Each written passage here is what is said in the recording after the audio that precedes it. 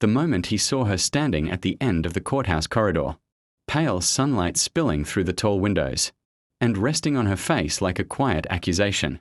Something inside him stopped breathing. She looked thinner, calmer, almost distant, but it was not her eyes that shattered him.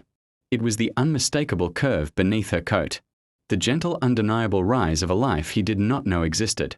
His feet rooted to the cold, marble floor as the world narrowed to that single truth.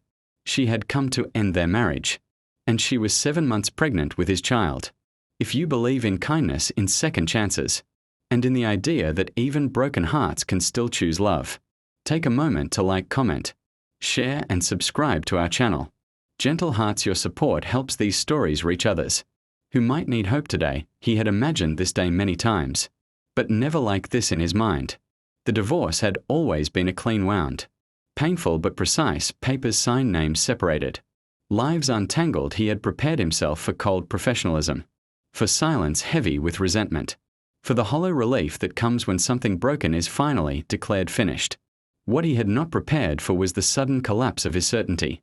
The sight of her pregnancy tore through every assumption he had made about their past. Months apart, it exposed how little he truly knew about the consequences of his absence and the quiet strength she had been carrying alone. Their marriage had not fallen apart in a dramatic explosion. It had eroded slowly like stone, worn down by years of unspoken disappointments.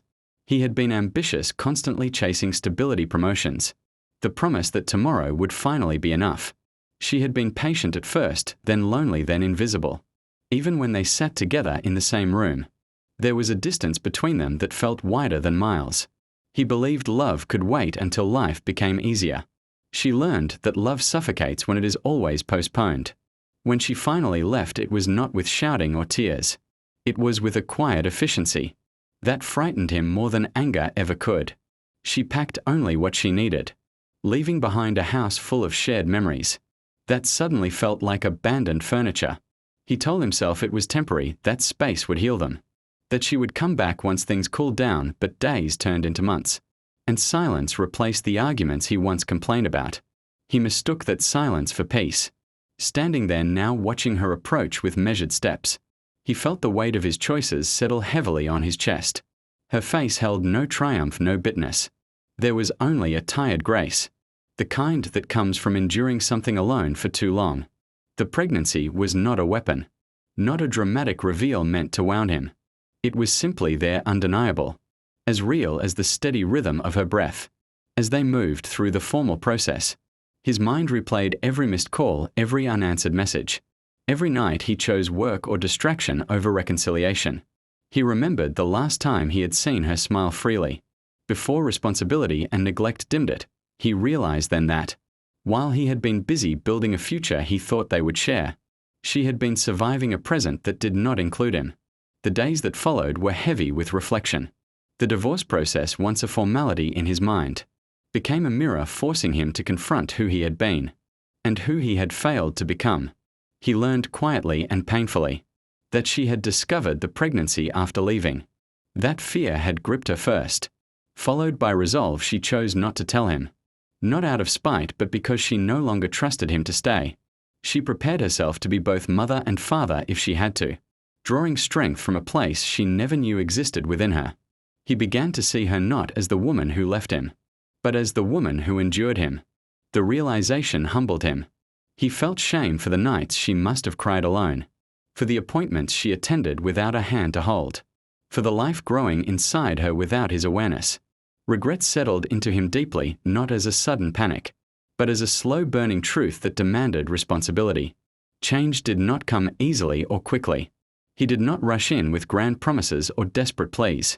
Instead, he started with presence. He showed up when it mattered, listened without defending himself, learned to sit with discomfort rather than escape it. He discovered that love is not proven through intention, but through consistency. Each small effort became a brick in a fragile bridge he hoped might someday carry trust again. She remained cautious, guarded by experience and by the responsibility she now carried. Forgiveness, she knew, was not the same as forgetting. Trust had to be rebuilt from the ground up, and she refused to gamble her child's future on empty words.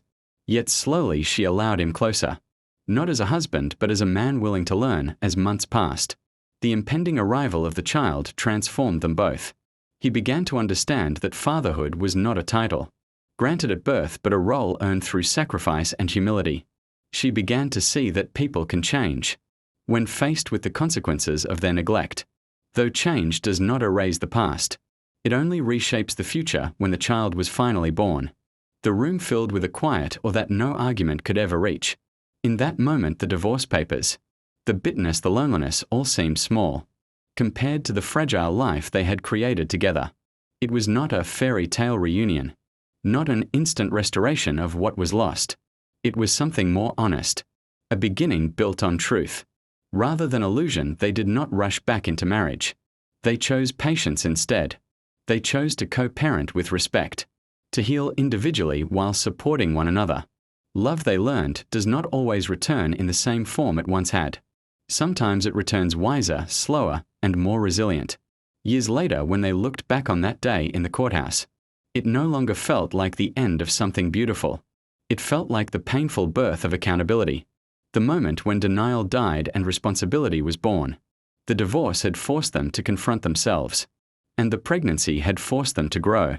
If this story touched your heart, if it made you reflect on love, forgiveness, or the chances we often take for granted, please engage with this video. Your likes, comments, and shares help stories like this reach others who may be standing at their own crossroads. Before you go, we invite you to leave a comment below and tell us what this story meant to you, or what lesson you took from it. Your words matter, and they might be exactly what someone else needs to read today.